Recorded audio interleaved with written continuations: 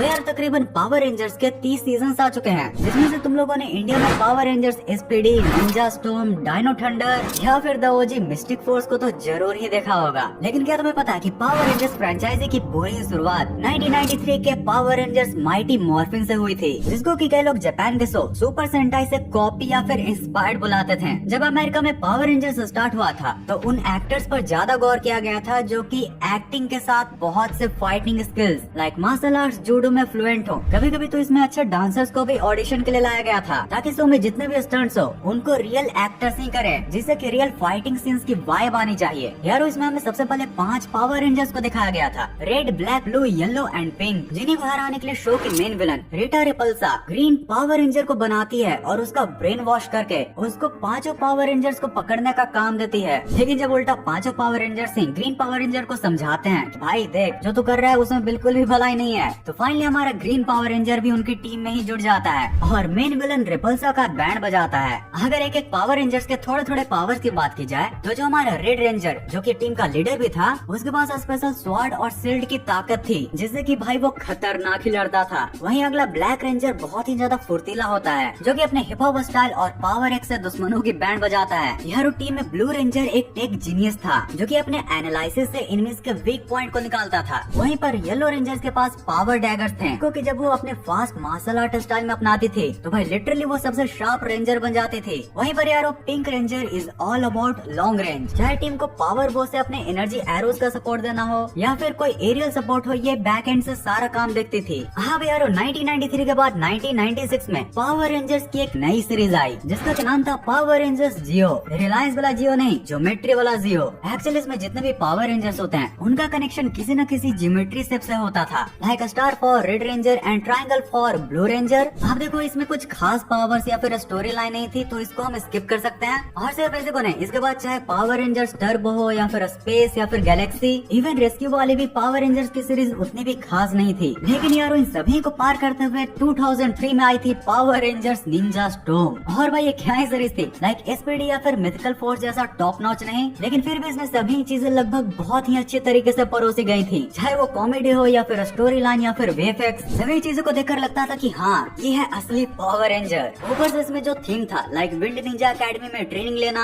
कोई बहुत ही बड़े या फिर अडल्ट को नहीं बल्कि 15-16 साल के बच्चों को पावर रेंजर्स की पावर दे देना। लाइक यार इसको देखकर लगता था कि हाँ भाई हम लोग भी बच्चे में थोड़े पावर रेंजर्स बन सकते हैं। इसकी स्टोरी लाइन भी काफी सिंपल होती है, लाइक जो मेन विलन लोथर होता है वो सभी निंजा बच्चों को किडनैप कर लेता है, जिन्हें कोई छुड़ाने का काम करते हैं हमारे ये छोटे निठल्ले पावर रेंजर्स, जिसमें कि हमारे रेड पावर रेंजर्स के पास एयर की पावर होती है, लाइक वो air based fighting, high jump और अपने हॉक ब्लास्टर से पूरी गेम चेंज कर सकता था। वहीं पर ब्लू पावर रेंजर्स के पास वाटर की एलिमेंटल पावर होती है, यानी कि वो वाटर स्टाइल मार्शल आर्ट्स और सर्फिंग कर सकता था। वहीं पर वो अपने सोनिक फिन से वाटर एनर्जी अटैक्स भी कर सकता था। ठीक ऐसे येलो पावर रेंजर्स के पास अर्थ की पावर होती है, जिसमें कि भाई सबसे यूनिक था लाइन हैमर, लाइक जमीन पर मारते वो शॉक वेव्स जनरेट करता था। लेकिन यार इससे भी ज्यादा हमें शॉक तो तब लगा था जब हमें बचपन में देखने के लिए मिला करता था 2004 वाली पावर रेंजर्स, यानी कि पावर रेंजर्स डायनो थंडर। यार अगर तुम्हें याद होगा तो इस पावर रेंजर में कुछ गजब ही होता है, लाइक इसमें भी पावर रेंजर्स की 15-16 साल की ही टीम होती है, लेकिन यहाँ पर रिटर्न होती है original green power ranger Tommy Oliver की। इसकी स्टोरी लाइन भी काफी अच्छी थी कि लाइक टीन डिटेंशन वाले स्टूडेंट्स एक सीक्रेट लैब में डायनो जेम्स को ढूंढ लेते हैं और फिर डायनो जेम्स भी उनके साथ में बॉन्ड हो जाते हैं, जिसके बाद ये बन जाते हैं डायनो थंडर रेंजर। इनका काम भी बिल्कुल सिंपल सा होता है कि एक डायनासोर टाइप म्यूटेंट साइंटिस्ट जो कि शो का मेन विलन मिशोगॉग होता है उसे बुरी तरह हराना, क्योंकि अगर वो जिंदा रहता तो कोई भी इंसान जिंदा नहीं रहने वाले थे, क्योंकि भाई उसका प्लान तो सीधे डायनासोर्स को वापस लाना ही था।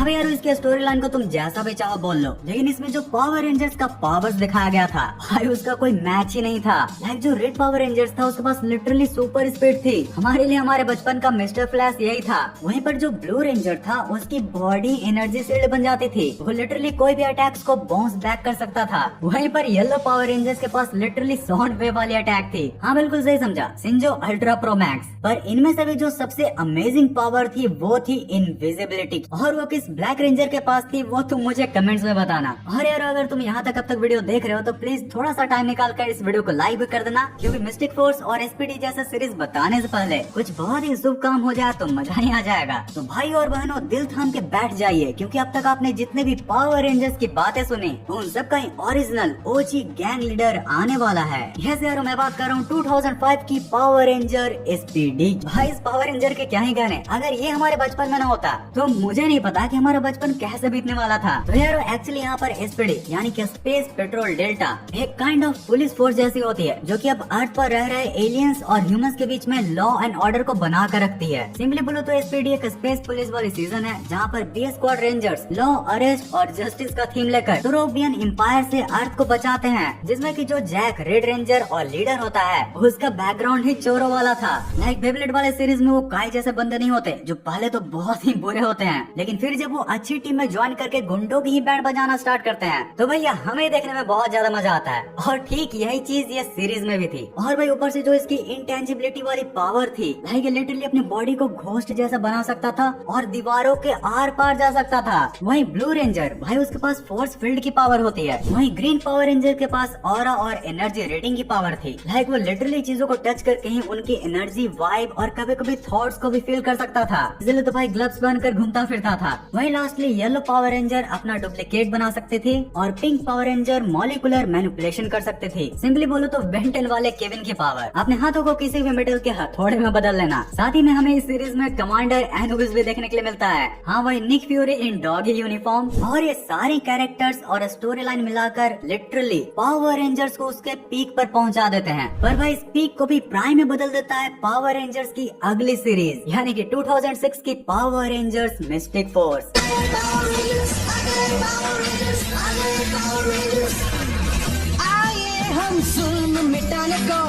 अब यार सिर्फ यही थीम सॉन्ग सुनकर ही तुम्हें अपने बचपन का क्या नॉस्टैल्जिया आया होगा। ये सीजन प्योर मैजिक और फैंटेसी के थीम पर था। और भाई इस पावर रेंजर की सीरीज के बारे में मैं क्या ही कहूँ। लाइक इसकी एक एक चीज, इसकी स्टोरी लाइन से लेकर कॉस्ट्यूम से लेकर वीएफएक्स, सभी चीजें टॉप क्लास। लाइक एक बार जरा तुम इस सेटिंग को इमेजिन करो, प्रायरवुड नाम का टाउन प्लस के पास का मैजिक फॉरेस्ट रूट कोर। हाँ भाई, अब जरा थोड़ा स्टोरी। बहुत साल पहले एक बहुत ही बड़ा युद्ध हुआ था, जहाँ पर कुछ अच्छे विजार्ड्स ने फोर्सेस ऑफ डार्कनेस को सील कर दिया था। वर्तमान के समय में एक अर्थक्वेक के बाद वो सील टूट जाती है, जिसके बाद मॉर्टिकॉन जैसे डार्क क्रिएचर्स वापस आने लगते हैं और उन्हीं को रोकने के लिए हमें 5 यंगस्टर्स की जरूरत होती है। यार Mystic Force basically magic school plus secret forest base plus Demons from underworld वाला सीजन था, जहाँ पर normal kids full wizard warriors बन जाते हैं। इस सीरीज में सारे पावर रेंजर्स की पावर्स भी थोड़ी मैजिकल टाइप थी। लाइक रेड पावर रेंजर के पास फिनिक्स का क्रिएचर था, जिसे कि उसके पास फायर या फिर लाइट की पावर थी। वहीं पर ग्रीन पावर रेंजर का क्रिएचर होता है मिनाटोर, यानी कि अर्थ वाला एलिमेंट, जिसे कि वो वाइन्स क्रिएट कर सकता था, प्लांट्स, अर्थ टाइप अटैक्स कर सकता था और डिफेंस वो तो भैया टॉप नॉच। वहीं पर ब्लू पावर रेंजर का एलिमेंट तो हम जानते ही हैं वाटर, जिसकी वजह से उसकी क्रिएचर मरमेड थी। वहीं पर पिंक मिस्टिक रेंजर का एलिमेंटल पावर था विंड, जिसे कि वो विंड अटैक कर सकती थी और फाइट स्टाइल भी काफी भयंकर था। वहीं लास्टली येलो पावर रेंजर का मिथिकल क्रिएचर था गरुड़, और उसी से उसको एलिमेंटल पावर मिलती है लाइटनिंग की, यानी कि वो कूल इलेक्ट्रिकल ब्लास्ट आराम से कर सकता था। और भाई अगर तुम्हें याद होगा तो इसी सीरीज में हमें व्हाइट रेंजर को भी दिखाया जाता है, जो कि काइंड ऑफ एक मेंटर की तरह होता है और उसका एलिमेंट होता है आइस। भाई एसपीडी और मिस्टिक फोर्स पर्सनली मेरे चाइल्डहुड का एक कोर पीस है, तो इसे आज भी मैं देखने में काफी ज्यादा एंजॉय करता हूँ। वैसे पावर रेंजर्स की सीरीज में तुम्हारे चाइल्डहुड का मेन कोर कौन है, कमेंट्स में लिखकर जरूर बताना। ओके, तो अब 2006 तक पावर रेंजर्स लिटरली अपने पीक पर पहुंच चुकी थी, जिसके बाद उन्होंने और भी सीरीज लाया लाइक ओवरड्राइव, आरपीएम, जो कि भाई इंडियन ऑडियंस को तो उतनी खास नहीं लगी थी। पता नहीं क्यों ही पावर रेंजर्स को कार्स के साथ मर्ज किया जा रहा था। लेकिन हाँ, इसी बीच 2008 की पावर रेंजर जंगल फ्यूरी, भाई लिटरली पावर रेंजर्स के कुछ फुद्दू सीरीज के बाद वो एक इकलौता अच्छा सीरीज आया था, जिसकी की स्टोरी लाइन तो उतनी भी खास नहीं थी, लेकिन पावर रेंजर्स के पावर प्लस उनका कॉस्ट्यूम और वीएफएक्स वो थोड़ा तगड़ा था। लाइक इन सब ट्रांसफॉर्मेशन को तुमने भी बचपन में कहीं बार देखा होगा,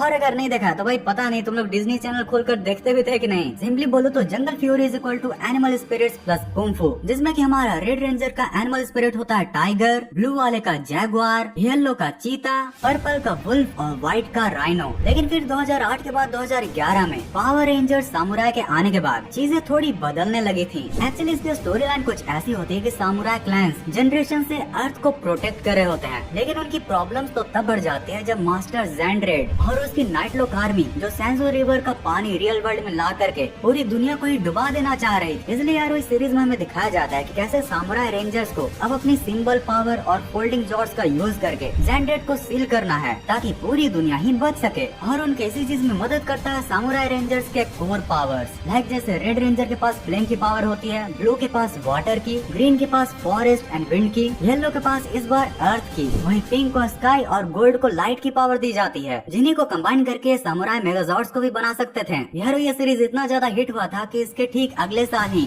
इसके upgraded season power ranger super samurai को भी लॉन्च किया गया था। और ठीक ऐसे ही 2013 में पावर रेंजर्स का मेगा फोर्स सीरीज भी आया था, जिसका भी अपग्रेडेड सीजन अगले ही साल सुपर मेगा फोर्स के नाम से लॉन्च किया गया था। और यार मेगा फोर्स भी काफी ज्यादा अच्छी और ओपी सीरीज थी। लाइकवाइज में एलिमेंटल पावर के साथ एनिमल के पावर को भी मिक्स किया गया था, जैसे कि रेड रेंजर के पास एयर और ईगल की पावर थी, वहीं पर ब्लैक एंड ग्रीन रेंजर के पास अर्थ एंड स्नेक की, ब्लू वाले नोआ के पास वाटर एंड शार्क थीम वाला पावर, वहीं येलो रेंजर के पास लैंड एंड टाइगर की पावर थी, और लास्टली पिंक वाले के पास विंड। वैसे यार इन सारी पावर रेंजर्स के सीरीज में तुम्हारा सबसे पर्सनल फेवरेट कैरेक्टर कौन था? मुझे कमेंट्स में उसके पावर्स के साथ जरूर बताना। और अगर तुम्हें ये वीडियो पसंद आई हो तो प्लीज इस वीडियो को लाइक कर देना। और अगर तुम्हें ऐसे ही नॉस्टैल्जिक सीरीज के बारे में और जानना हो तुम्हारे लिए ये 2 वीडियोस। फाइनली इस वीडियो को पूरा यहाँ तक एंड तक देखने के लिए दिल से thanks for watching this entire video.